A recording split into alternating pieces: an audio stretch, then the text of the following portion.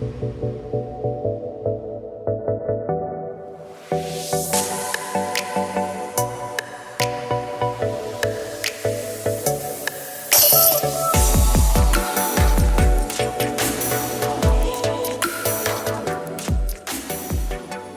right, everyone. Welcome to episode 0 of Northern Flights. That's right, episode 0. This isn't technically an episode. This is our intro episode. I'm Andre. This is Jesse. And we're going to talk about Canadian disc golf. That's what this podcast is all about. So we'll just let you know what you can kind of expect, what you can look forward to in the coming episodes. So Jesse, how's it going? How's your winter? How's your disc golf been in the last couple weeks? Spring has hit, so. Winter was all right, got up to the ski hill a couple times, didn't get out as much as I wanted to, but, for the most part, we're all happy and healthy, and disc golf wise, I've been playing a lot in Cranbrook, driving down to play doubles and practice down there. It's been a little bit drier, but recently Raven's Nest dried out, so played there the other night. Just kind of trying to get the practice in to start the season off, because obviously we have a bunch of tournaments coming up this month. Yeah, exactly. That's what Canadian disc golf is all about. It's as soon as the spring starts to hit, it's kind of find the driest course you can and try to hit it up as much as you can. So it's nice to see that courses locally are drying out. So Park Pro, we just this episode is brought to you by Park Pro. That's the podcast. That's my business, where we specialize in doing media and whatnot. But enough of that little plug. We announced a little mini series, a series of 4 C-tier PDGA events. And we're looking forward to that. There's going to be the first ones in Cranbrook next weekend. So that's April 9th in Cranbrook. And then we have Casey's tournament, and then we have the Raven's Nest tournament on the 23rd and Golden on the 30th. So a lot of disc golf coming up here for the Columbia Valley. Yeah, it's actually really exciting because this is the first time we've had tournaments up and down the valley, and especially in a tight time frame. Like, you used to get one reachable event, in our region per month, if you were lucky, like maybe every second month, and we're going to hit like a whole season's quota of local tournaments in a month, plus all the ones we'd usually have. So it's an exciting thing for us. Yeah, and you see this a lot in like bigger cities and provinces and bigger disc golf clubs. So it's kind of cool. We thought it'd be a nice way to bring some more rated events to some of these smaller towns, and we're very excited about that. If you want to check that out, that's the Rusty Rating series on Disc Golf Scene. There's 4 events there, so get your sign up now, because those tournaments are probably going to fill up with all the locals, and how much the sport is blown up locally. Yeah, and actually, I just had a thought. That'll be the first ever sanctioned event in the Golden, right? I think it will be. Yeah. We're pioneering. Yeah, there you go. Sanctioned golf and very Golden. Excited. Cool. So, this episode is mostly just so we can introduce ourselves and sort of how we've gotten involved in disc golf over the years. And so I figured why not start with Jesse? So Jesse, tell us how you got into disc golf. All right. This is a pretty long story because I've been playing for a long time. It was 2006, the beginning of my year in grade 7, and an old friend of mine named Max Regetnik came back to town after living in New York. He'd picked up disc golf. He was living by Warwick Town Park, and that's the home course of Steve Brinster for people that don't know. And Max played there at a great facility. He came back and was missing disc golf, so we got out here playing on made-up courses with flag trees and stuff like that, no baskets, for years, really. And it was like a big treat to drive down to Cranbrook and play the college. Back in those days, you didn't have your license. You had to beg one of the parents to drive you down for the day or catch a ride with somebody. Generally that kind of went on until 2011, 2012, which is when we all left to go to university. And I went to a town that had no disc golf, and effectively I quit in 2012 until 2017. Just happened to find my disc golf bag in the basement and thought, for a nostalgia kind of the activity, we'd take a buddy and we'd go back to play the college one time. And a month later, I signed up for my first sanctioned event, became a member, and then I actually won my first event. It was down in Libby, the Kuki Noosa Challenge, just down in Libby. I had a broken knee. I played rec. I won by 4 or 5 strokes, and something about that win and the traveling for the tournament and everything got me pretty heavily hooked, and I've been in it ever since. Yeah, that'll get you hyped up. Winning your first tournament, that's pretty huge. Yeah, I feel like that's a common story is like, well, not the whole story, but the common story is, you start out by playing disc golf, just throwing at trees and making your own target. So some pretty regular occurrences, I think. But especially in the Valley here, I just moved to Invermere and met Jesse through disc golf. And Jesse's been here for a long time, and he spent a lot of time trying to get a proper disc golf course in. And now he's got a few projects underway, so that's very exciting. So how did you get into the sort of design aspect of things, course design? That kind of goes back to the beginning as well. I saw that the college had a disc golf course and that it was really good in Cranbrook, or that we really enjoyed it. And I was just surprised that we didn't have that amenity in town, right? We're a town that focuses on outdoor sports tourism a lot. And I was kind of like, well, I can bring this new thing to town and, I think it'll be very successful. So that started almost right away, because we were throwing at flag trees. We had one basket between like the 4 friends that were playing disc golf. And we really wanted a basketed course. So I think it was probably 2009. I approached the village of Invermere about a piece of land. They said, go ahead. Actually, should backtrack that. We had a petition at a local pizza shop called Pepe's, and we got something crazy, like 800 signatures on it, which, for 2009, the sport was way smaller than it is now. So to get that kind of support from the town was great. Took that to the municipal government. They had a spot in mind. We started working on a design for anyone that knows Invermere, the pothole in the middle of town.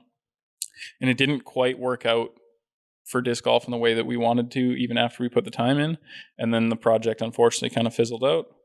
But that's kind of what got me into it, right? I was in the 9th grade working at petitioning the local government. So I, was pretty committed then. And it's a pretty early start to the sort of politics of disc golf. No kidding. Yeah. And then unfortunately, the layout of town here, they don't have a lot of good public park space. And surrounding town is some federally protected wildlife areas, some federally protected grasslands, and then a couple of reservations. So the town didn't really have anywhere nearby to go. So after that, started approaching private landowners and stuff. Didn't get a lot of success. And then one day I was practice putting in my yard on a basket, and a guy pulls into my driveway and goes, "Is that a disc golf basket?"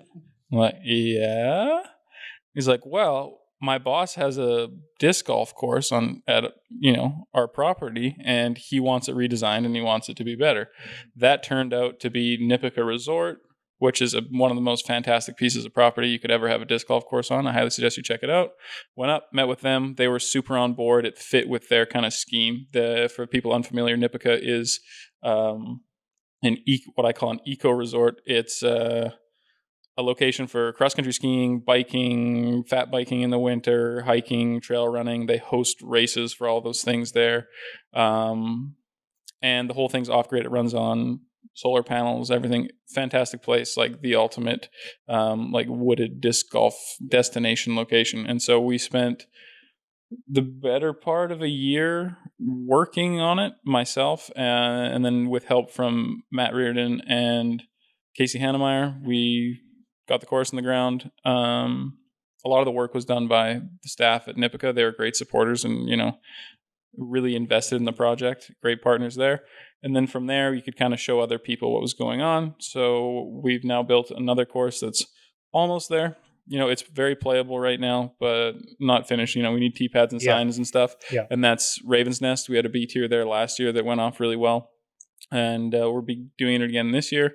And I've got another course that's mostly designed, no baskets in the ground, for Fairmont Hot Springs Resort, which will be a free-to-play course, huge property, like 300 acres, tournament level course. And We put in 9 baskets in the village of Radium for more of a beginner-friendly course because those other courses I mentioned are pretty severe. And Andre, myself, and some other guys in the club are working on kind of tweaking that course right now. But yeah, in the span of a couple of years, we went from no courses in the valley to like a course for every member of our club. But don't tell anybody that. Yeah, that's the thing, is that with the growth of the sport, we haven't really had the opportunity locally to sort of promote the sport because we haven't had the infrastructure to do so. And I feel like we're finally getting to that step that I feel like in the next year we're going to have a lot more members. We developed the Columbia Valley Disc Golf Association, and that we will be accepting members here coming soon. There's still a few more details we're trying to work out on how that's all going to work, but very exciting stuff here locally. For anyone that doesn't know where we're located, it's in Vermeer, BC, and that's obviously in Canada.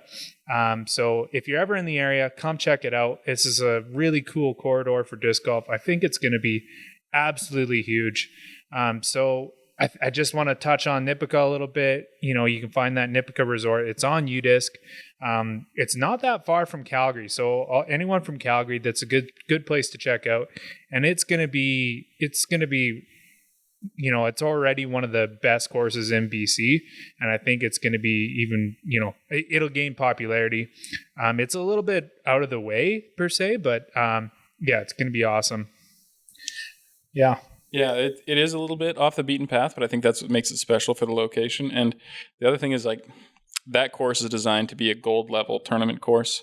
So if you're playing MPO, playing MA1 competitively, things like that, going out to Nipika and trying to shoot under from the long pads is a great challenge. And it's a lot of fun for technical skilled players. And there's also shorter tees in if you're just a casual player that wants to go out and see the sights and check out the course. Yeah, it's very cool. And then, of course, Raven's Nest. That's Raven's Nest Resort. It's a campground, and they have cabins. So check them out. They're online. You can just Google Raven's Nest Resort, and you'll find it there. It's also on UDisc. They're closed for the winter, but they will be opening up specifically for our C-tier event. And they will have camping at that too. So come check that out. And then Cranbrook. Let's just touch on Cranbrook a little bit, because Cranbrook is actually one of the biggest spots for disc golf in BC. Yeah, it really is. And I think without having Cranbrook attached to us, I don't think, at least for myself, I would have been a tournament disc golf player or anything like that, because, it was nearby, had good quality courses with baskets, places that were hosting tournaments, places to go meet other players, link up, learn from other people and things like that. And, that course that I'm referencing, the college, was the only one in town in those days. But it created such a great community around it. You can show up sometimes in the summer to doubles at the college, and there's 30 players in a small town in what would be the middle of nowhere to a city person. And that core group of people kept growing and growing and growing. And some of the more competitive guys built the Wycliffe course, Wycliffe Park, just outside of town. That's another tournament level course for higher end players, are a great place to learn and hone your skills. And then they've also built another smaller course.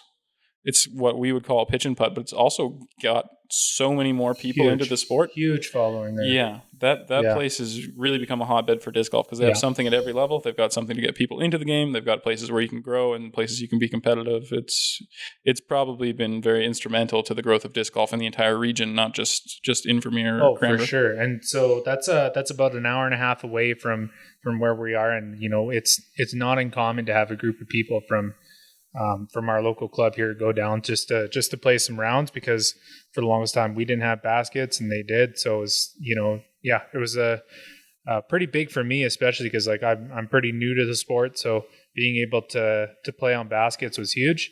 Check that out. That's Cranbrook Disc Golf. They do have they have a club as well. That's the Cranbrook Disc Golf Club, I believe. Check that out. That's Cranbrook Disc Golf Club is the college course. They have the Idlewild course, and they have Wycliffe, which is close to Kimberley. Those are all on UDisc. Speaking of close to Kimberley, shout out to our overtime beer works. That's what we're drinking today. Hashtag not a sponsor yet. But you never know. So they're located down in Kimberley there. We're like many disc golfers, we're a fan of some good beer. So that's going to be our featured beer today. Yeah. So yeah, I don't know. Is there anything else you want to touch on your career and whatnot? You came off a couple years ago. You had a big showing out in Ontario. Yeah, that's true. I had a good season for sure. So before all this course design stuff happened, I was playing and practicing a lot more. I was the runner-up MA1 in Ontario Provincials, which was the biggest tournament of the year. They were, I don't know, that event had a ton of people, 250 people or something crazy like that. And then I flew home, and 2 weeks later, immediately played the Alberta Provincial Championships and won that one with a couple other podium finishes in there. The year prior, I was Montana State champion and some other fancy stuff. So that got some eyes on me, and thankfully got a sponsor through the door for me, huge, right? So this is my second year with Toplink Disc Golf. They're the biggest distributor of golf discs in Canada. They're based in Barrie, just north of Toronto there. And they've been super supportive of me. I was concerned because immediately after I got my sponsor, after having a great tournament year, I effectively didn't practice and spent every day building disc golf courses. And then my tournament results were terrible. And I thought, oh no, my sponsor's going to drop me or be upset because I didn't have the showing that I had the year prior or whatever. But, I couldn't ask for a better person to work with, person specifically, I'm saying, because Ryan Clare, the owner, and I that year, talked quite frequently. And if I had a need or a want, he did his best to look after me, and there was no problems with my tournament performances being less. He was super supportive of the, growing the sport, and, I got a lot of respect for them for what they do. Yeah. And the help they've given me. Yeah. They've also helped me grow a little bit because Park Pro, we're not just a media company. We also offer retail services, and our whole goal is to offer discs to people that might not be able to get them. So like obviously in this area and, to a certain extent, Cranbrook, there was never an affordable way to get discs. So that's kind of what we wanted to help bring to the community and bring to to locals. So, so they helped supply us with discs so that we could pass them on to people that need them. So shout out to Toplink, check them out online, Instagram, everywhere. That's huge. Very exciting stuff for you, especially because, you're doing well at tournaments, and then that gets you a sponsor. And that's obviously like a dream of a lot of disc golfers. What's your rating right now? PDGA rating? Not that matters to some people. Oh, okay. Yeah, what's your rating going to be at the end of the year? Yeah, that's actually a good thing. Like I was 940 something off of that good tournament run, and then my not good tournament run put me down to 925. This year I still have that Fairmont course to build, right? So, but I'm hoping I can get some more practice in. Like a yearly goal to get past that 940, whatever it was, bump again. Maybe try and end the year around 950, 960 if I really can, get some practice time in. That'd be huge. Just keeping a realistic goal. Like obviously I want to be 1,000 rated, throwing 600 feet with a 500-foot sidearm and a 400-foot thumber and all that stuff too. But, the situation we've had here, like talking about growing up throwing Frisbees at trees. Yeah. Personally, for me in this area, I'm much more emotionally attached to growing it in this area so that other people can see the sport. They can take advantage of that. Yeah, they can see the sport in the way I see it. I love this game, and I think other people would too if they had the opportunity to be exposed to it. Yeah. So, like I said, the 960-ish is the goal, but if I end up not going up, but I get a lot more done, and you and I and everybody else get 10 more people into the sport, or we, establish putting leagues and weekend doubles and things like that get us closer to being like the real deal disc golf club, then that would be just as big an accomplishment for me. Yeah, definitely. Yeah, that's some very exciting stuff. So you after you did well in MA1 that year, you actually jumped up to MPO. Was there a reason behind that? Did you kind of consult some friends or decide that was the right move, or? Well, in the past, I've always moved up a division when I win a tournament in that division. Right. It for this region, it feels right. To be playing MPO as 925 is a little bit laughable when you look at like the American pro scene and things like that. For sure. But I really don't like the thought of sandbagging. Even you're not sandbagging MA1 at 925, but if you are making other players uncomfortable in that division, I don't like that. And it's time to move up, because there are those people that play MA2 for life because it's 935 capped or whatever. Yeah.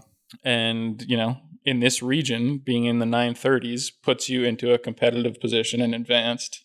Oh, yeah. That's huge. Right? And I just don't like the thought of hanging out in one division all the time, podium every event, and, the guy that's only been playing for a year that, he's like, well, I'm not going to play next time because I have to play against this guy and this other guy. Yeah. And for my own ego and stuff like that, I don't care if I get 17th in pro. Yeah. It doesn't bother me to, be on the last card or second last card. And you can learn a lot from playing in pro as well. Oh, for sure. And that's important to me too. That's part of the getting over that 950 bump or whatever. Yeah. Learning a lot in tournament situations, because I play great in practice rounds, man. Yeah. But tournament pressure doesn't do great for me. No. So, just playing with better guys, learning and watching and paying attention. Yeah. I think it's a good move, even if it's not financially advisable right now. No. But it is nice to challenge yourself in that way too, because one tournament, like you said, you might finish 17th, but you can only build off that and try to do better the next tournament, and keep going up and up and up. For those of you that don't know, if some of you may have tuned into the the Ontario Championships. Jesse was actually on coverage, and I don't know if I can't say he went viral, but he had some funny moments on his coverage there.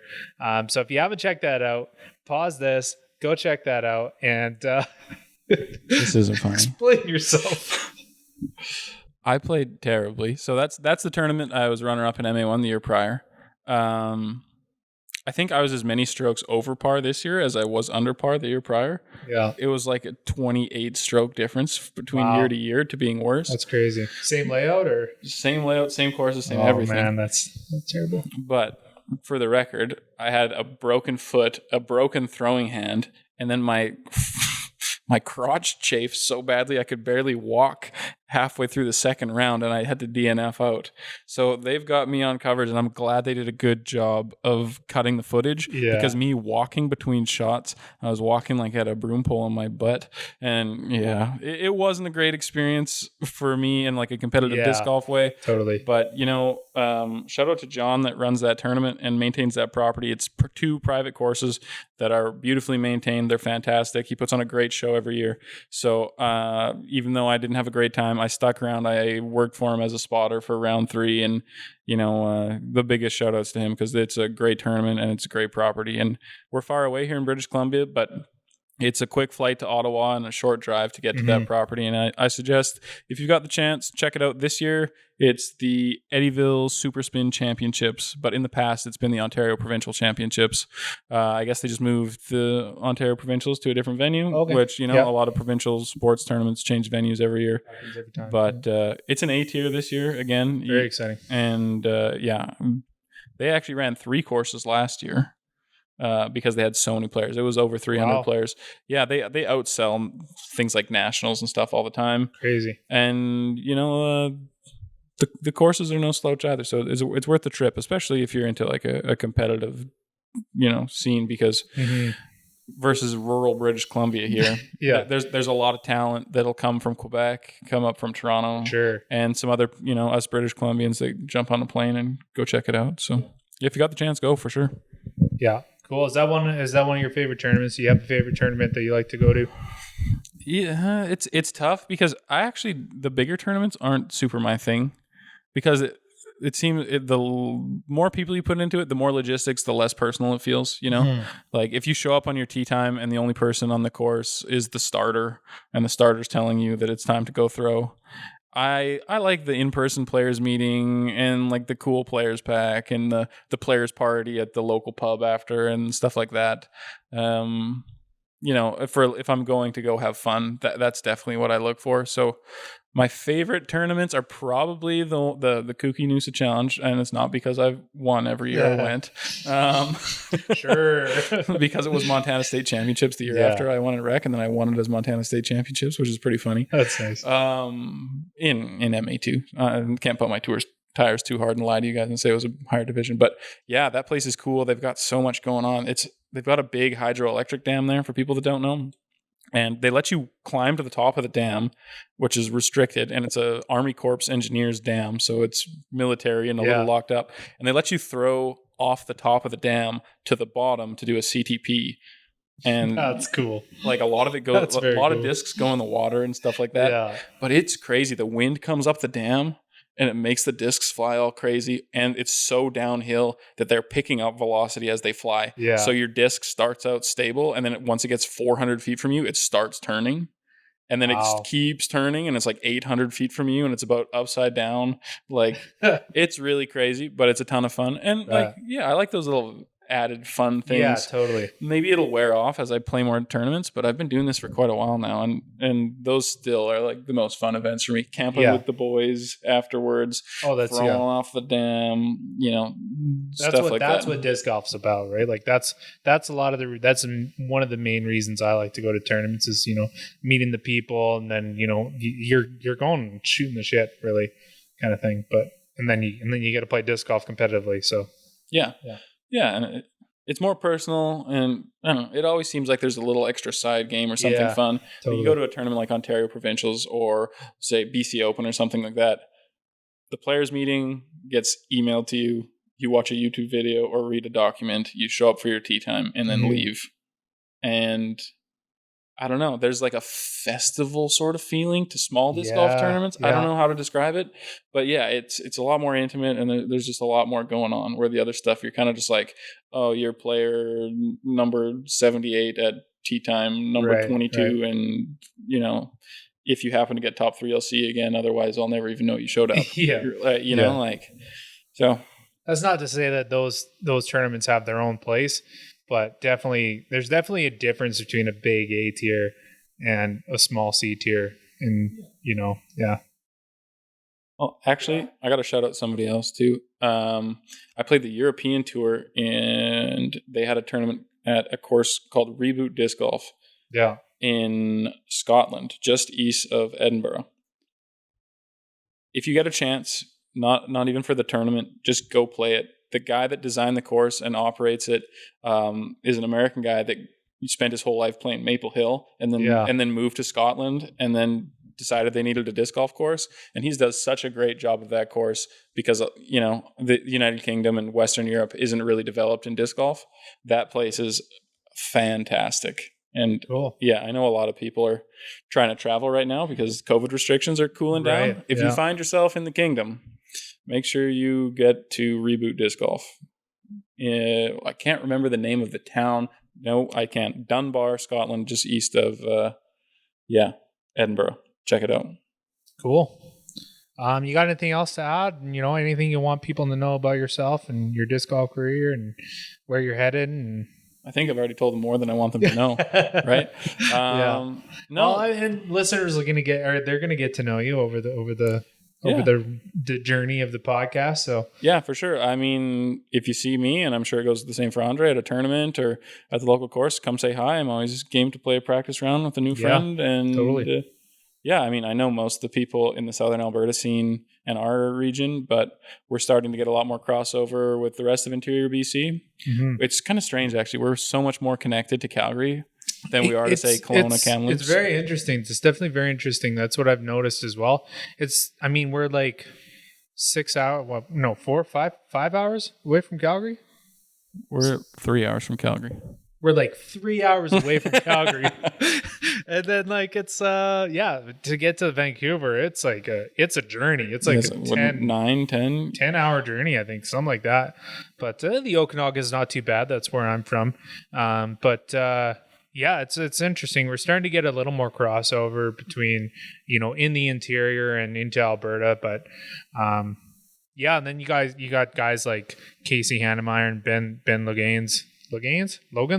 Loggins? Like Kenny Loggins. Kenny Loggins? Ben Loggins? Benny Loggins. Yeah, he's Ben's been a top 10 guy in Canada for a long time, and Casey's, at one point he was the number one player in Canada ahead of Thomas Gilbert, but he's going to be going on tour here. Those two guys are from Cranbrook. Kind of our little area here, our side of the world, and it's really cool to get to know those guys and learn from them and kind of see them at tournaments, and it's exciting. Just going back to the crossover with the interior, like the Okanagan and stuff like that. I think I saw like 2 or 3 people from the West Kootenays, which, for those that don't know, isn't even as far as the Okanagan, not to the middle of British Columbia, playing disc golf with us for like 5 years. And this year, Casey's little fundraiser, C-tier, $40 tournament, which, just going to help him out for this tour. Mm-hmm. Half the people that are signed up are from at least 4 hours away. Yeah, East Kootenays West Kootenays and the Okanagan, yeah. It's awesome to see. It's really cool. A lot of those guys, we're friends with them, so it's disc golf's a pretty tight community, so it's cool to see those guys come out for Casey Hannemeyer's his tour fundraiser. So yeah. All right. I think with that, we'll take a little break here. We'll run a little ad, and then we'll get on with it. All right, ladies and gentlemen, we do not have an ad, at least not a regular ad yet. If you'd like to become a sponsor of the Northern Flights podcast, just hit us up at info@parkedpro.com. Let us know what you're interested in. We'll get you on the podcast, promote your products, promote your beers, whatever you want. Hit us up. For now, check out parkedpro.com. You can check out our content with Casey Hannemeyer and a few promos. And buy frisbees. And buy some frisbees at the shop. That's shop.parkedpro.com. Or just visit parkedpro.com. Click the shop link. And now, back to the show.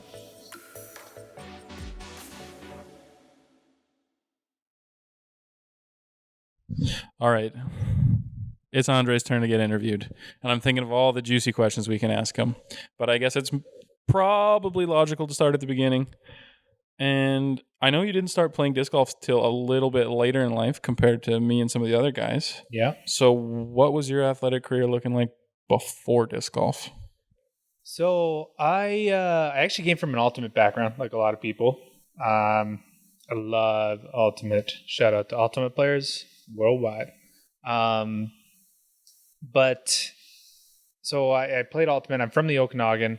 I played a lot of ultimate there, and then I moved to Golden, BC for a summer, and that is just north of where we are here. It's about an hour and 20 minutes north. That's the last stop of our Rusty rating series, and that's where I first started playing. And they had just gotten a course in, and there was no ultimate there, and we tried to get it going, but no one showed up. And then so I was like, well, screw it. I kind of want to just throw discs. And I'd heard of disc golf before that. It was the summer of 2019. I got into disc golf. I borrowed some discs from a friend, and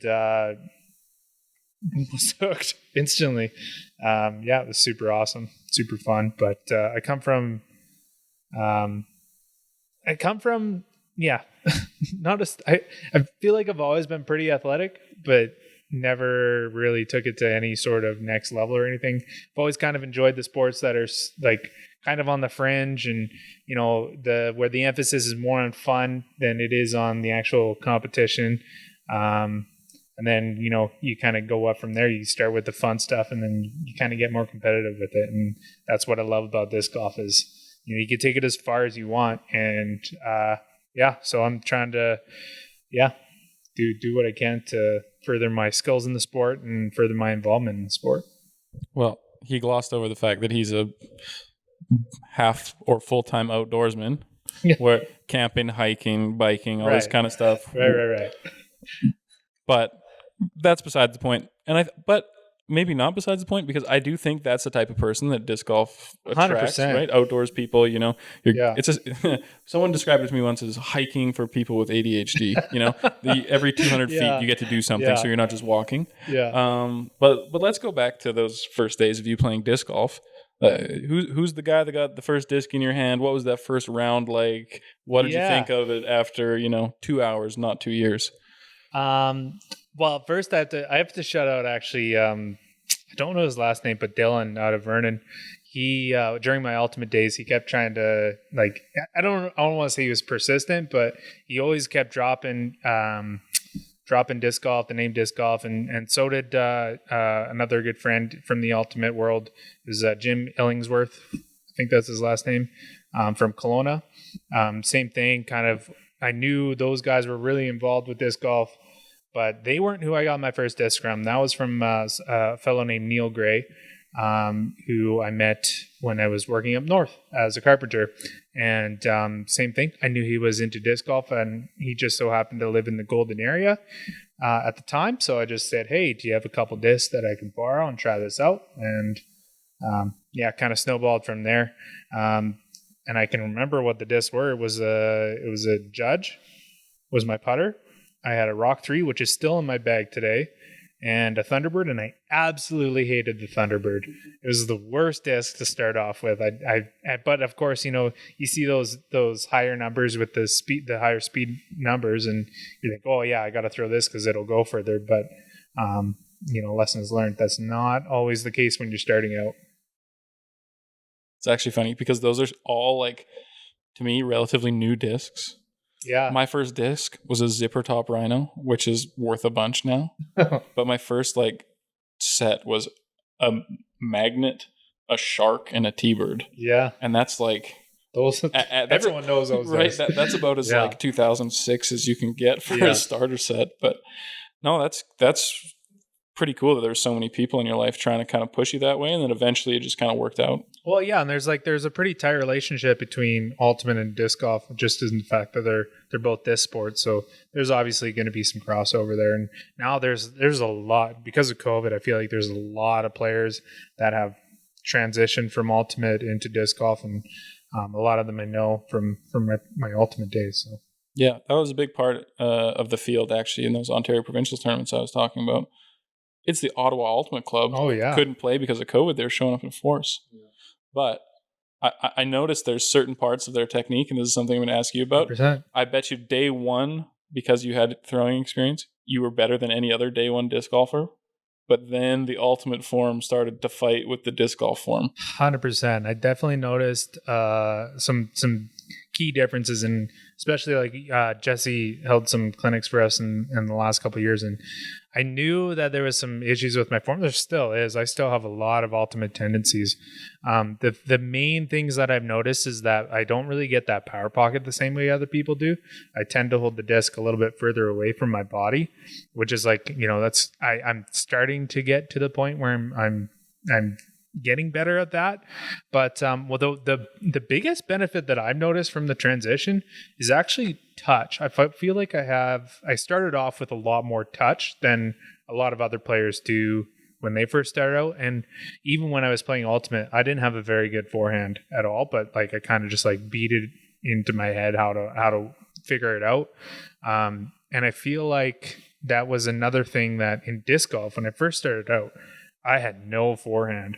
And then I think it was last year, maybe 2 years ago, I started using it a lot more. And then I realized oh shit, I actually have a really good forehand just from 100 feet and in. So for sure. Yeah. I see a lot of those ultimate players, those 100 foot, 150 foot, neutral putter shots. Just they're so second nature to them. Yeah.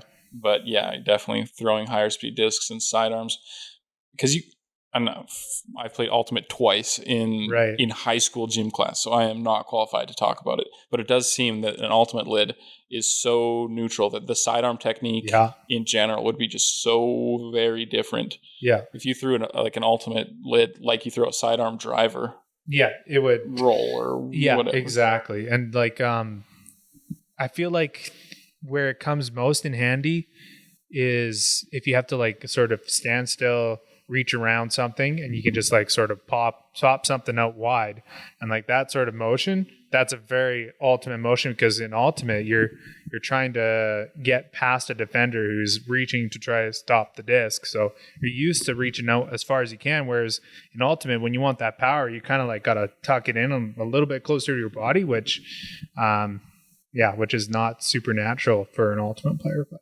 Yeah, so you essentially got practice on moving trees your whole life before. Yeah, this. exactly. And I don't deal with stationary trees that well, so I don't know how well I do with ultimate. So established you started playing Golden. Was it love at first flight, or was it your buddies had to drag you out? 100%. It was when I first started in Golden, it was like, I think the first time I played, I thought to myself, oh yeah, this is cool. And for those that don't know Golden disc golf, it's like, it's pretty mid to lower level. It's not a huge course, but there are a lot of trees. So you have to get good at missing trees. And it's not, I wouldn't say it's like a super top-notch course, but it's a good one to learn on, that's for sure.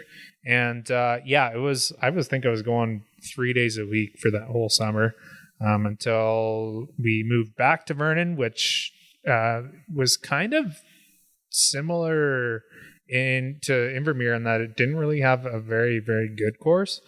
And of course, this is transitioning from 2019 into 2020, the winter of 2020. And of course, we all know what happened then.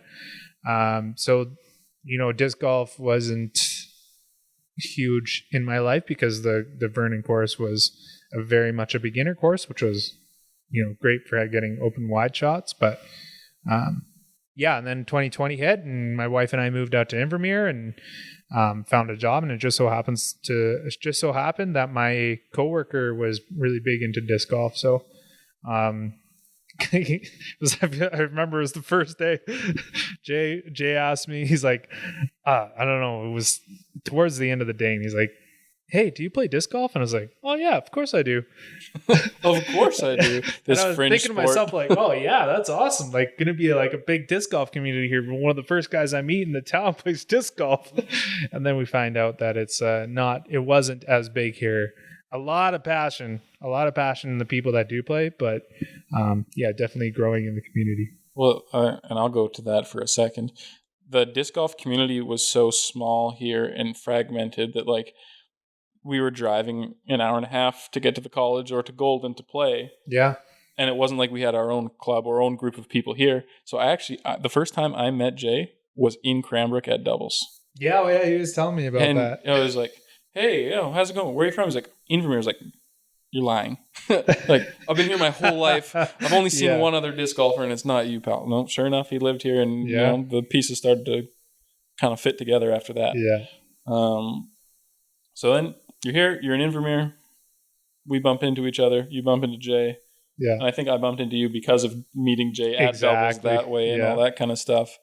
You came to a place with no disc golf as a disc golfer. What were those first few months like trying to play the game? It was very interesting. Again, I only had those 3 discs, so it wasn't like, wasn't as into it right now as I am now, obviously. And of course, we didn't have a course here. So it was definitely like traveling down to Cranbrook on weekends. And even then it was, once every month kind of thing. But we did have a little tree course here, which will remain private because it may or may not supposed to be there. But it was definitely a little like you get your hips and your nips. That's where the tags go on the tree, and you got to hit it between those. And that's where I got my first ace, blind hole. That was super exciting. So, it was really interesting playing. We played a lot because it's a decent course, but of course there's no basket. So you kind of always miss that. But we had, I think, going back to the very beginning of the pandemic, we had a couple months off work, and we had a crew of about 4 or 5 of us that it was probably 4 times a week at 1:00 we would meet at the course and we would play around. So it was just like, it was, I'm sure a lot of people found out, and a lot of our listeners maybe knew. Disc golf was one of those sports where it was one of the only things that you could actually do. And at this point, we weren't super comfortable with going down to Cranbrook to play because You never know who you're going to see at the course. And Golden, I think they even took their baskets out. So, disc golf here was the only thing we had. And we had a crew of us that we played like almost every single day. So I feel like that's where, I'd already started, the seed had been planted, but like it wasn't until I came here and met you and Jay and some of the other guys that it really kind of like blossomed into this, mega passion.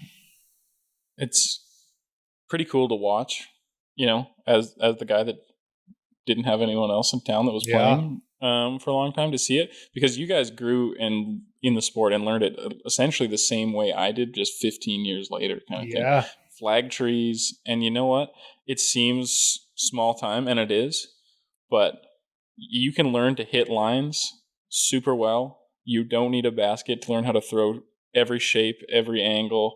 And, to your credit and the other guys, the Jays and the Aidens and that, there's a lot of very competent, strong disc golfers that have come out of this place just by throwing around trees and just from loving the game at its, most core basic principle, putting the disc in the air and seeing where it lands. Yeah. And so I think a big reason behind that is that these treed courses, you get them, they pop up everywhere. They are everywhere, especially during COVID, because, I bet the majority of the new courses that popped up during COVID on UDisc, I bet the majority of them are object courses or whatever, just because people can go out, pick a tree to hit at.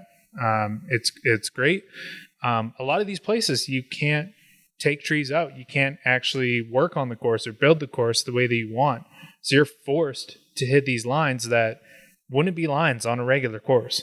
So I think that alone just kind of helps your talent. And I think maybe that's why I don't have any distance yet, is because I haven't had to throw on a course that uses distance.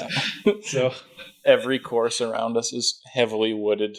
Yeah. And there's not a lot of 400-foot par threes around here where you need to learn to throw super far, but you do have to learn to hit your lines. And it's obviously been effective for all of us. Yeah, definitely. So it's COVID.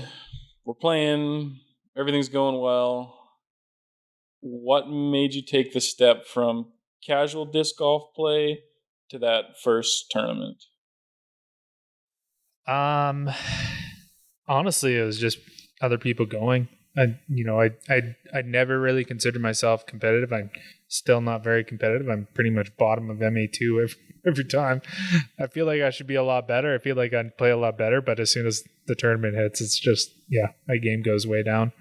But hopefully this year will be different. But it was actually in Elkford, BC, which is, it's a very wooded course as well. That was my first tournament. It was unsanctioned at that time because of COVID. And it was a blast. I just had a good time. And it honestly reminded me a little bit of playing in ultimate tournaments where, the sport, the competitiveness, the games, that's a huge component of the tournament, but it's really all about getting together, having fun, maybe our teenage and kid listeners can plug their ears, but there's a lot of drinking and partying going on. Not necessarily in these sanctioned events and these other ones, but the getting together and the community behind it all, that's really what keeps you coming back. And especially like tournaments is just like, you have a bunch of people coming together, whereas your league night, you get your local club, whereas you go to a tournament and it's people from all over, and you get to meet like-minded people who just love throwing plastic. So yeah, definitely. And that's what I was kind of going back to before, is that the fun C tier with the festival mentality and that kind of stuff. But once you go to a couple of tournaments, like you said, it's not just meeting the new people, it's seeing your out-of-town buddies. It's an excuse to meet up with your friends that live hours away because you're going to the same tournament or whatever. And I remember you guys went down, and it sounds like everyone had a ton of fun there. It was great. Yeah. I went back again last year. Also, I didn't shoot as bad last year, but no, it was sanctioned last year. So it was good time. Check out that tournament if you haven't already. I believe they're full, but it could be wrong. But that's always one that I kind of mark off my calendar as one to check out. But I don't think I'll make it this year. But just too many other things going on. Yeah. But I've got. I mean, I feel like my tournament season really started last year of all times because with COVID and everything, they weren't having as many tournaments going on. And all of a sudden last year, it kind of, they started popping up a little bit more. So this year is going to be probably my biggest tournament year, I think. And I have 2 months off. The core of the summer I won't be playing because I'm expecting a little baby, but yeah. Yeah, well, congratulations to you and Kelsey if you're bringing it up. There will be a new lauder in the town. Yeah. Maybe a young disc golfer, who knows? Well, I mean, they're getting their PDGA as soon as she comes out. You got to get that low number, yeah, right? Exactly. Unreal. Yeah, but that tournament you were referencing, that's the Dearborn Gut Shot. Yeah. TD'd by Kevin King. Shout out to Kevin. He's also the coordinator for all of the NADGT events in Canada. So he's another working disc golf man. So you play your first event. You have fun. You think it's the right thing for you. What made you take a step further and decide that you wanted to both play tournaments and do media for them? Because for those that don't know, right, Andre's what I'm going to call an outdoor sports photographer, because I've seen your portfolio and there's ski touring and climbing and all sorts of fun stuff in there. But also now, and we're not biased on this podcast, but what I think is the best job of disc golf photography we've seen in all of Canada. But obviously those skills came from... Yeah, thanks. I went to, in 2010, 2012, I spent some time in Ontario doing photojournalism. So that's where I went to school there for photojournalism, and photography has always kind of been a part of my life ever, since then. And even before that, it's kind of taken a backseat until the last couple of years, and kind of figured I'd start getting back into it. And I've always kind of gravitated towards these outdoor sports like biking, hiking, skiing, everything like that. Love taking pictures. Just I don't know, there's something about being able to create a composition, and especially of people and in moments and places that they love being.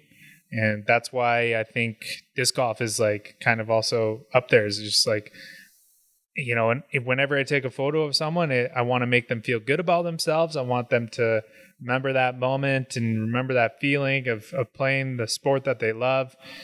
Even if it's not disc golf, if it's biking, if it's skiing, that's, I love taking those photos, and I've kind of trying to take it a step further now with some video work.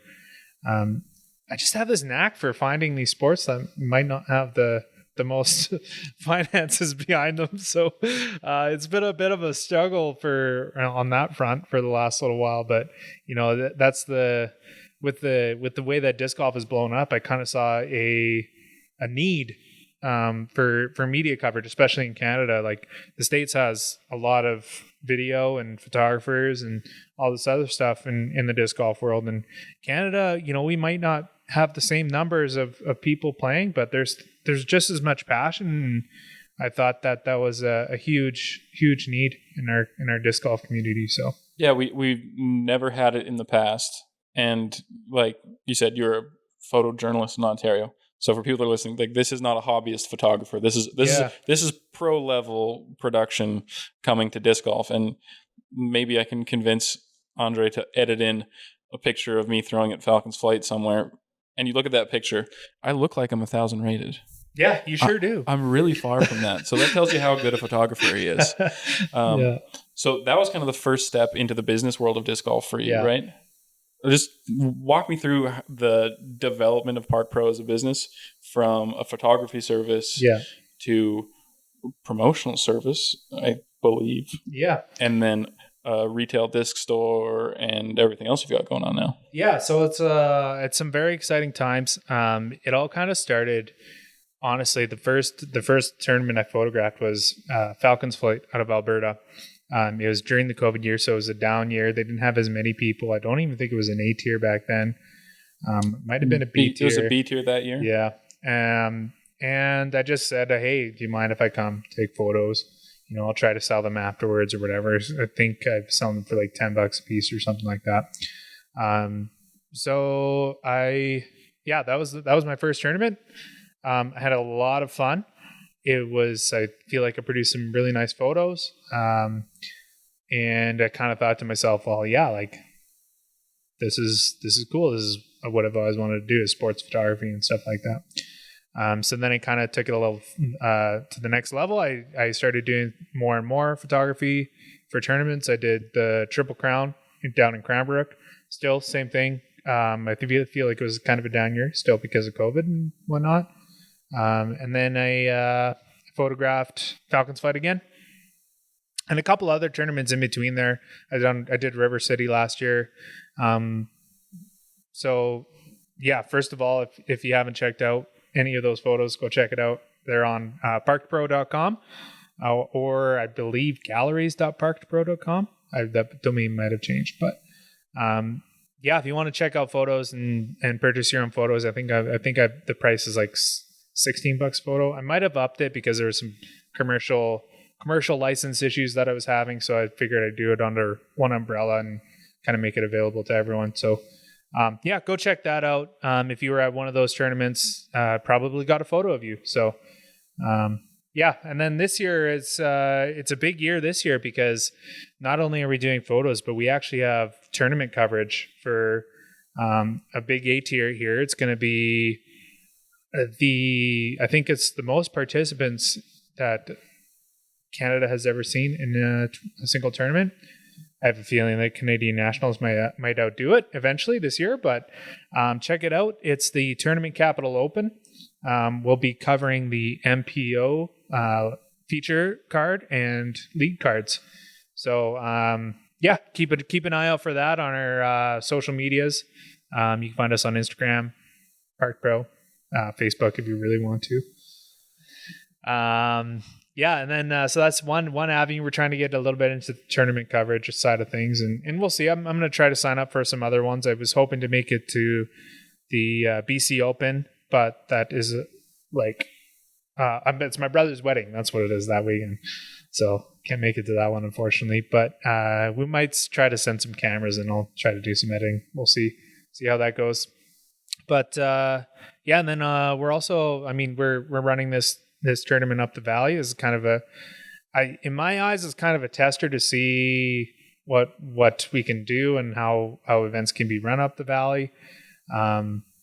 Hopefully it can even grow next year a little bit, but the main goal was to get more rated events in the area, just because there's not a huge amount of them, of these smaller C tier events. So we're trying to do that, and then we also do graphic and web design. So if you have any graphic and web design needs, let us know. We do logos and brochures, pamphlets. All you got to do is look at the Park Pro homepage. Yeah.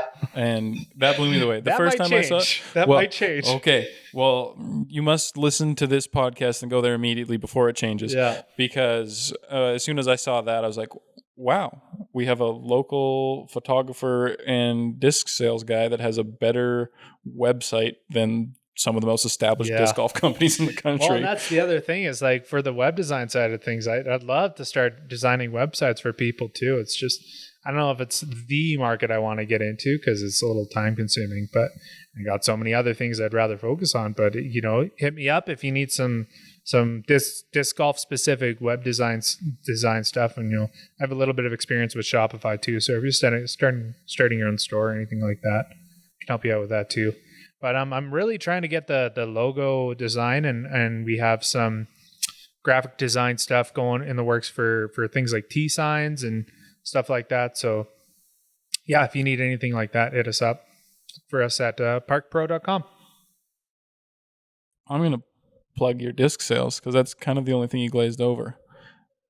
It's such a big deal for me to be able to get your hands on a disc and feel it. Yeah. And with so many new players in an area that doesn't have a big disc store, we don't have an Ace Runners, an Okanagan Disc Supply, a Gander or a Top Link or a True North here where the new putter comes out and you get your hands on it. So like my first discs, this is a story that I have to plug, is because we couldn't find anyone that would ship golf discs to Canada in 2006. We started on the West Coast. We went through all the big stores in those days, and I'm trying to think of who they were. way back when Disc Golf Center and Discs Unlimited, I think, was one. And anyway, we started on the West Coast. We didn't find a place that would ship to Canada until we got to Marshall Street, and you can't get much further east than that. Yeah. And we just had to blind order. You know, you like looked at an Innova flight chart because there were no flight numbers in those days. You looked, okay, I want a Spider for a mid-range and try that stuff. And you got it in the mail and like, wow, fantastic job. I hate it. You know, and it sat on a shelf because you couldn't feel it beforehand. So with all these new COVID disc golfers, they get to wheel up to Andre, who sets up his little disc shop at all of our tournaments and, you know, doubles days and stuff like that. You can actually get your hands on it. And I think it's done a lot for people trying to get their hands on new discs and try stuff out and just get more exposed to the game. So kudos to you for doing that, because there's no one else that does it, and I can't see anybody else doing it in the foreseeable future, right? Yeah. You are the man in that space. Yeah, and I mean, it's nice to get your hands on a disc. Been to a few tournaments locally here, and you know, we don't have a space set up quite yet for people to come into town, but I got some things in the works. I'm hoping to have at least a little display case in one of the local stores here. But you can shop online if you want. That's shop.parkpro.com. You can, you know, purchase your discs, and feel free to drop me a line if you're not sure what kind of disc. If you're new to the sport, you don't know what kind of disc you want to buy. Like, you know, drop me a line, or, you know, find Jesse on Facebook or Instagram or wherever. And we're more than happy to help. You know, that's the key, is we're not just here to sell discs and make money. We're here to put the right disc in your hand, because, you know, we want you to feel confident about throwing. And if you're throwing the wrong disc, then that's, you know, step one is getting the right disc. Yeah, it's ultimately about having a good time, right? Yeah. And I played with some new players that said they needed a driver, and in like a sporting goods store, and they got handed like a Nuke OS. Yeah. Because the speed number was the highest, so that should go the furthest. So yeah, honestly, catch Andre, find me in person or on social media. If you have a question, I've already got a half a dozen new players that I'm talking to locally that are asking me about discs at least 2 or 3 times a week. And I like to nerd out about plastic as often as possible. So if you need a suggestion, and Jesse's the guy. I'm the guy. You know, underneath this floor that we're sitting on, I've got about 350 discs in my basement right now, so I can probably just give you the right one. Anyway, back to you. That kind of caps off everything that's going on right now. Yeah. What's the future look like for Park Pro? What's the future look like for Andre? That's a good question. I kind of honestly play it by ear and see kind of where things are headed. And, you know, I'd like to do the tournament coverage stuff, but that's not all I want to do. Like I love photography and I love video, so, you know, I want to maximize my opportunities. So I'm trying to do like little feature films or anything like that. So like I got some ideas. I can't really reveal any of them now until they're really like concrete ideas that'll turn into something. But let's just say it's going to be an exciting year, and in the next year or two, I've been approached by a couple of people for a few different things. So definitely video seems to be the way that things are going. And yeah, like I said, not necessarily tournament coverage, but other avenues as well. Yeah, I mean, if you can pull off the tournament coverage, it's great. It seems like it's like the hallmark of a big tournament is to have it filmed, right? That's the thing that takes you from a good tournament to like, oh wow, look at what they're doing over here, right? But talk to me about the logistics of doing that, because as one guy, you know, you watch Jomez or something, they've got 3 cameras on all the time, and it's just Andre. So I will be the thing is it's honestly the financials aren't easy for things like that. Like those guys down like Jomez, they have I don't know how many views on every single video, and they make a decent amount off that. And I feel like Canadian disc golf just isn't quite at the same level. So you know, it needs outward support, and that's whether that's through advertising or, you know, local clubs or local stores. Patreon. Yeah. And then Yeah, and then Patreon is the other thing. Is we just started our Patreon page. That's patreon.com/parkpro. We don't have any subscribers yet, so we're not making any money off that at all. But that's really like, honestly, those like things like that are going to have to start, and they will eventually. I think they'll meet the demands of getting more videographers and cameraman and people involved in that kind of thing. But for now, it's honestly volunteer work. Luckily, we have the Tournament Capital Open has this Okanagan Disc has sponsored the coverage, so we're able to provide that. But even then, we're looking for volunteer cameramen to come out and help with the taping. I might have to get Jesse here, put a camera in Jesse's hand.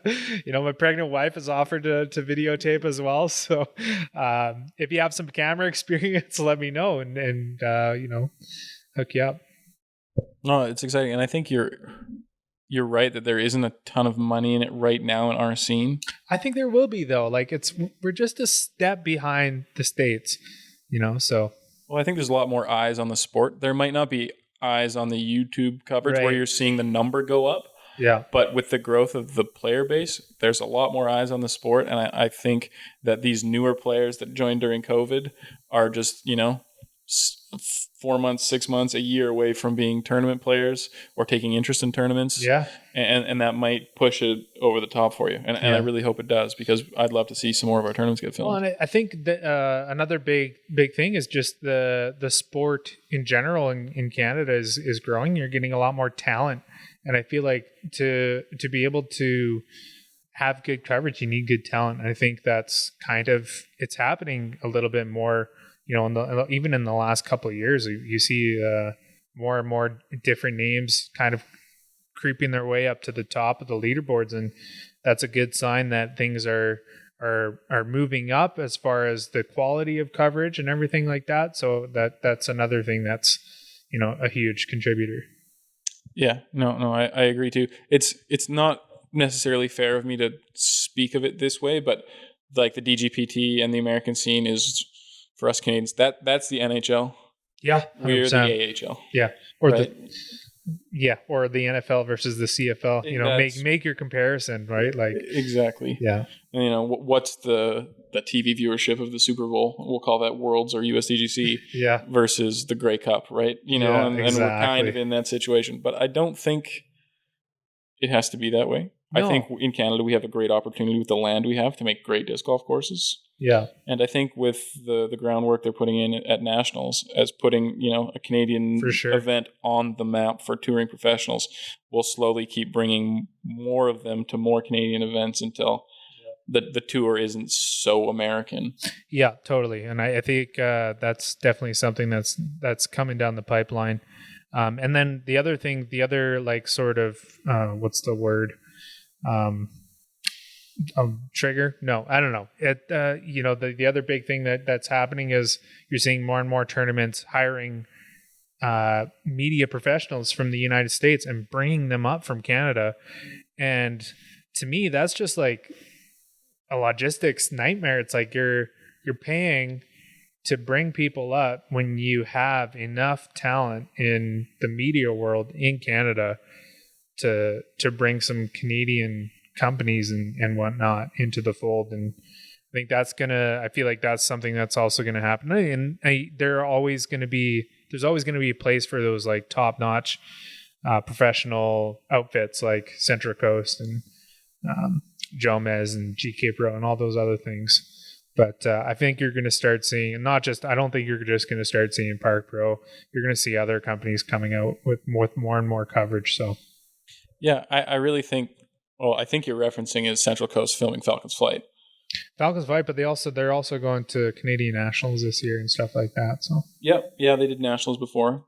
I think the big part of that is that they provide a proven product, right? They've got a catalog of hundreds of videos, and you have zero expectations. Well, you have expectations that the coverage of your tournament, if I'm to hire out Central Coast, let's say, will be on the level of the other events, where there isn't a Canadian company other than True North, I guess, that has a catalog big enough for you to say, okay, I can expect this. And, once you cover 2-3 events yourself, I think people can look back on that as for sure. It's proof that the quality of the product you're going to put out. Well, and it's not just in that. It's like, first of all, huge shout out to Okanagan Display. They I don't have that catalog, but they're willing to take a risk on me.